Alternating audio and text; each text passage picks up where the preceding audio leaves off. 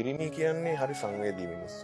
පිරිමි කවදාකවත් හැම ගැහණියෙක් ගාවම අඬන්නේ නැහැ. පිරිමියෙක් අඬන්න ඕන වුණොත් පිරිමියෙක් අඬන්නේ තමුන්ට දැනෙන ගෑණි ගාව විතරයි. අපිට පුංචි කාලේ අපිට දැනෙච්ච ගෑණි අපේ අම්මා. ඒකට අපි අඬන්නේ අම්මා ගාව. ඊට පස්සේ අපි ලොකු වෙලා එනකොට අපිට පෙම්වන්තියක් හිටියොත් අපි අම්මා ගාව අඬන එක අඩු කරලා අපි පෙම්වන්තිය ගාව අඬනවා. එහෙම නැත්නම් හොඳම ඉහෙලිය ගාව අඬනවා. ඒක දෙපැත්තටම පොදුයි. කසාද බැන්දට පස්සේ අපි අඬන්නේ බිරිඳ ගාව. හැබැයි දරුවන්ට පේන්න කවුරුත් පිරිමි අඬන්නේ නැහැ. ඒතරාට ප්‍රශ්න ගොඩක් තියෙනවා. ගැහණිය හැම වෙලේම හිතනවා ගැහණිය තමයි සංවේදී කියලා නෑ. ගැහණියට දරා ගැනීමේ ශක්තිය වැඩි. ගැහණිය උපයා නොගන්නා එකම වත්කම තමුන්ව තේරුම් ගත්ත පිරිමියා. ගැහණියට පුළුවන් නම් තමුන්ගේ ස්වාමි පුරුෂයාව, පෙම්වතාව තේරුම් ගන්න. මං හිතනවා මේ ඒක පිරිමි පාර්ශවයටත් පොදුයි.